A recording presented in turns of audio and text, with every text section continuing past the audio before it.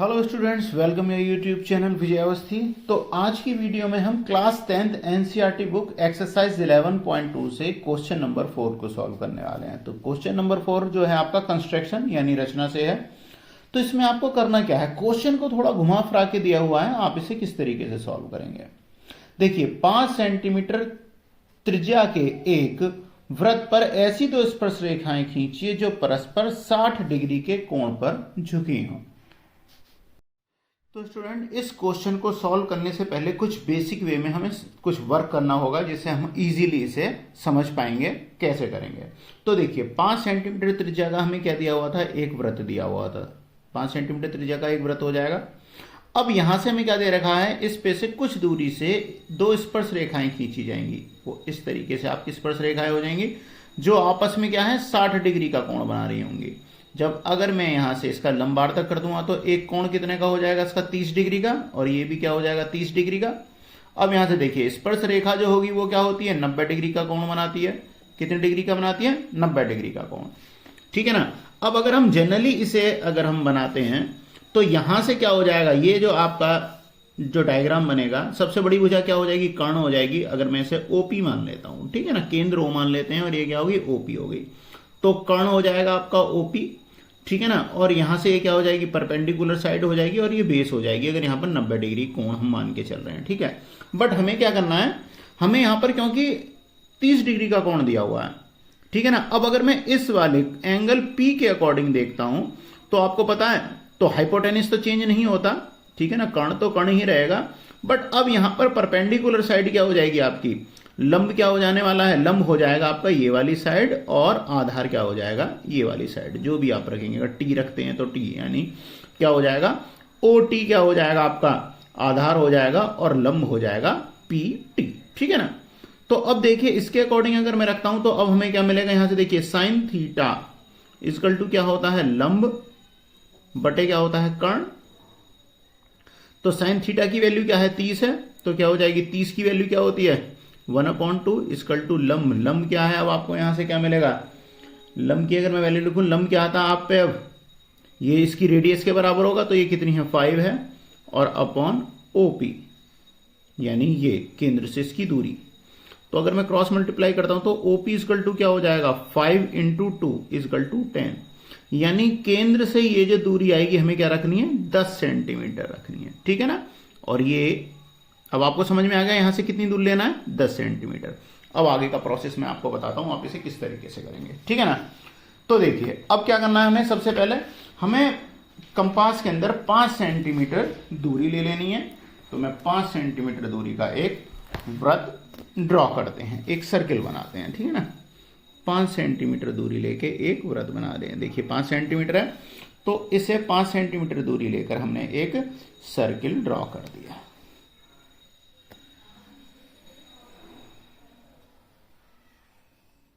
ठीक है।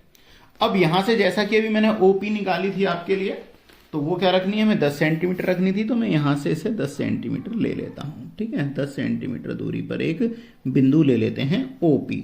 तो जिस तरीके से हम इसे बनाते जा रहे हैं, आप बिल्कुल इसी तरीके से नोट करते रहना। तो ये क्या आ गई आपकी ओपी। ठीक है। अब ओपी होगी आपकी 10 सेंटीमीटर। तो अब हमें यहां पर क्या करना है, अब देखिए, सबसे पहले क्या करेंगे, ओपी है आपके पास में 10 सेंटीमीटर। ठीक है। अब इसका लंबार्धक कर दीजिए। लंबार्धक करना, जैसा कि आपको पता है, आधे से ज्यादा दूरी लेंगे हम, आधे से ज्यादा दूरी अगर भर लेते हैं, और यहां से पी पे से हम एक चाप लगाएंगे। तो मैं पी से ये चाप लगा दिया आपके, और सेम इसी तरीके से यहां से भी चाप लगा दिए। अब आधा करने के लिए हमें क्या करना पड़ेगा, ओ से भी इसी तरीके से लगाने पड़ेंगे। तो ओ से यहां आए आपके चाप, और ये यहां आए, तो आपके चाप जो हैं वो कुछ इस तरीके से मिल गए हैं। अब हम क्या करने वाले हैं, इसे लंबार्धक करेंगे। तो ये जो आपके पॉइंट ये जो मिले हैं, जहां इन्होंने काटा है, हम इसे यहां से कट कर देंगे। ठीक है ना। तो ये इसे बाइसेक्ट कर दिया इसने। अब जहां ये ओ और पी का बीच का केंद्र क्या आ गया, हमें हम मान लेते हैं इसे ओ पी हो गया, मैं इसे एम मान लेता हूं। एम को केंद्र मानते हुए एक और वृत्त की रचना करेंगे। ठीक है ना। तो एम को केंद्र मानते हुए एक और वृत्त की रचना कर लेते हैं। तो ये कुछ इस प्रकार से हो जाएगा।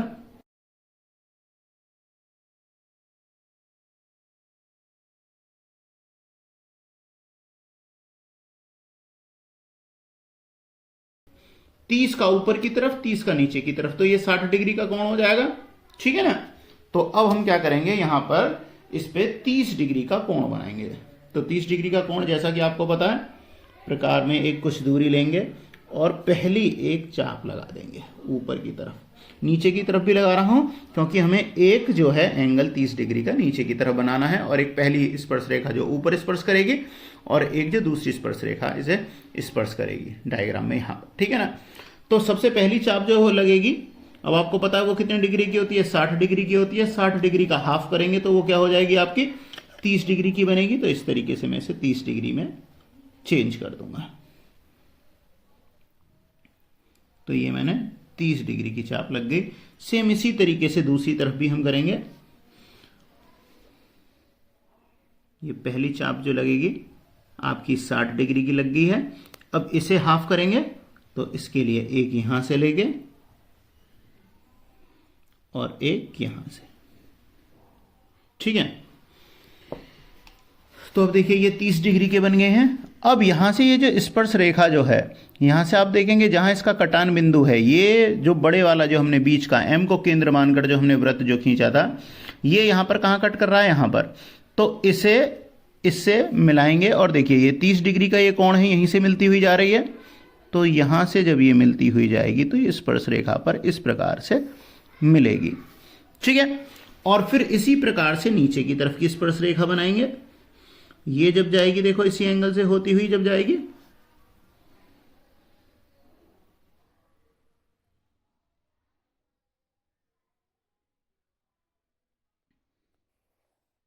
दोनों स्पर्श रेखाएं हो गई। अब इन स्पर्श रेखाओं को, ये जहां ये कटान बिंदु है, जहां इन्होंने काटा है, इसे हम O से मिला देंगे। तो देखिए O से मैंने इसे मिला दिया है स्पर्श रेखा को। अब ये जहां इन्होंने जो मिलाया है, हम इसे मान लेते हैं इसे T1 स्पर्श रेखा जहां मिली है, और ये हो जाएगा आपका T2। ठीक है।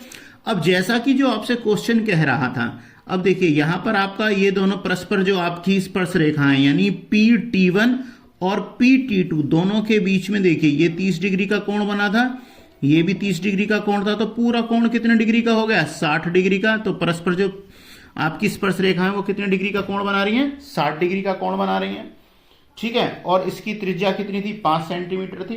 तो इसी के साथ जो हमसे क्वेश्चन ने बोला था वो हमने सॉल्व कर लिया है। क्वेश्चन ने हमसे क्या कहा था, 5 सेंटीमीटर त्रिज्या के एक वृत्त पर ऐसी दो स्पर्श रेखाएं खींचिए जो परस्पर 60 डिग्री के कोण पर झुकी हों। तो यहां पर ये जो आपकी स्पर्श रेखा PT1 और PT2 हैं, ये दोनों परस्पर 60 डिग्री के कोण पर झुकी हुई हैं। तो इस प्रकार आपका प्रश्न कंप्लीट है। जिस तरीके से हमने इसे सॉल्व किया है, इस तरीके से आप स्टेप बाय स्टेप इसकी रचना को नोट कर लेंगे। तो स्टूडेंट्स, मिलता हूं नेक्स्ट क्वेश्चन में। Bye bye.